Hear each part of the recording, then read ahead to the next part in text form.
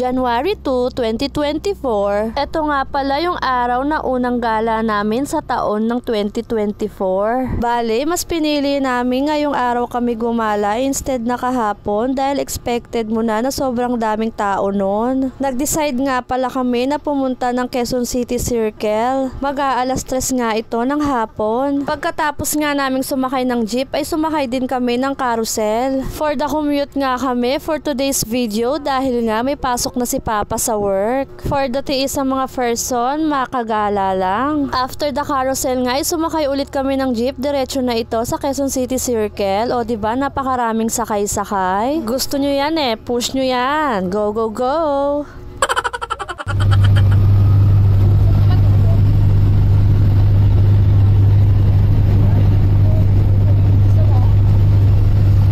Mga ilang sandali nga ay nakarating na nga kami ng Quezon City Circle at dito kami dumaan sa may underground. Sobrang laki na nga ng pinagbago nito, sobrang gumanda siya, pinaganda talaga ng husto. Huling daan ko nga dito sa underground ay dalaga pa ako. Kaya ngayon pag dumaan ka hindi ka na maboboring dahil sa mga makikita mong mga painting na magaganda.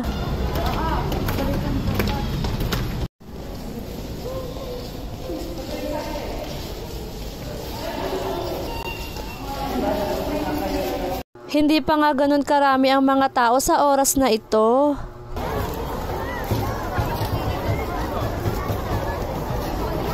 Dahil nga may kasama kaming mga bagets ay dito kami tumambay malapit sa mga playground para makapaglaro-laro sila at natitingnan namin sila. Dito nga sa parteng ito ay medyo marami-rami ang mga tao. Dito talaga sila nagtatambayan dahil nga medyo presko ang hangin dito.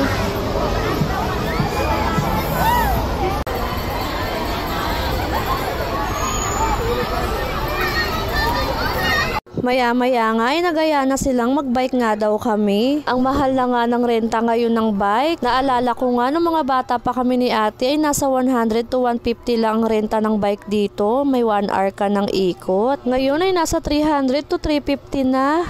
Ang adult bike, grabe ba? Isang bike na nga lang ang nirentahan namin dahil nga nakakapagod daw magpadyak. Magpapalitan na nga lang daw kapag napagod na yung isang magpadyak. Ganon, mindset ba? Charot. Pero sa totoo lang, baka wala kaming makain at maging pamasahe nito kapag dalawa pa ang nirentahan namin.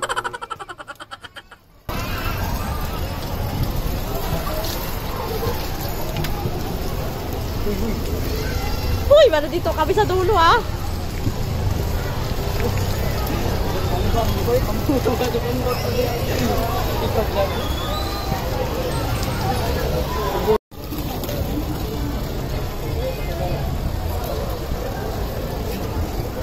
Na-toxic na ever.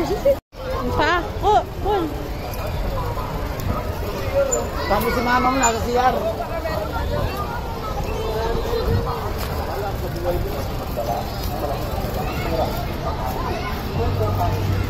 Matapos nga ng ilang ikot ng pinsan ko ay pinalitan na siya ni Dada. Hinihingal at napapagod na nga daw siyang magpadyak.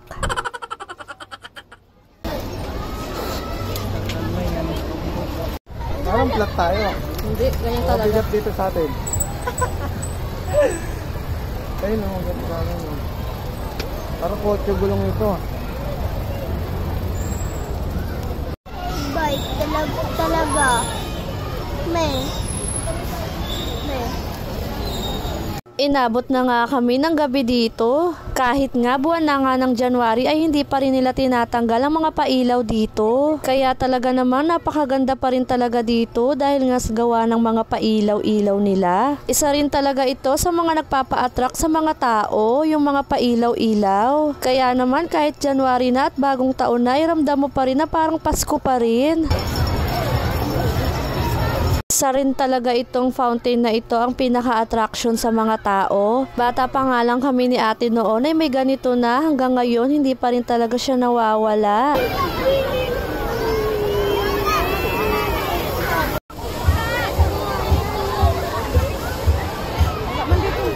Tyler! Da! Da!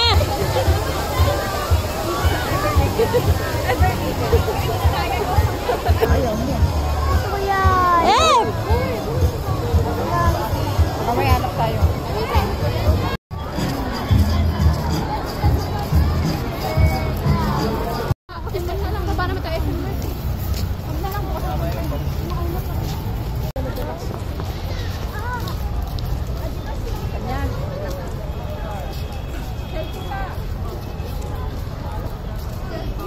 i-stop ko yan, naka-video.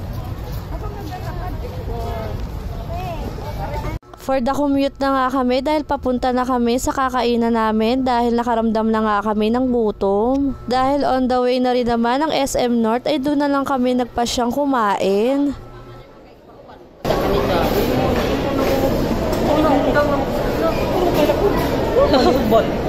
Wala ka. Nakumitan na kapura pag-ari.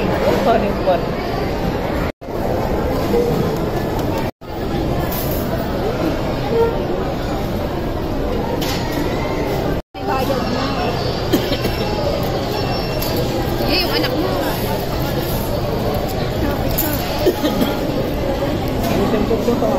Narito nga pala ang ilan sa mga picture namin for the remembrance.